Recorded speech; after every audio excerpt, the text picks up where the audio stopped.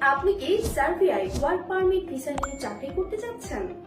4 star top link international limited দিচ্ছে warehouse, hotel, cleaner, electrician, plumber, driver সহ বিভিন্ন ক্যাটাগরিতে আকর্ষণীয় চাকরির সুযোগ।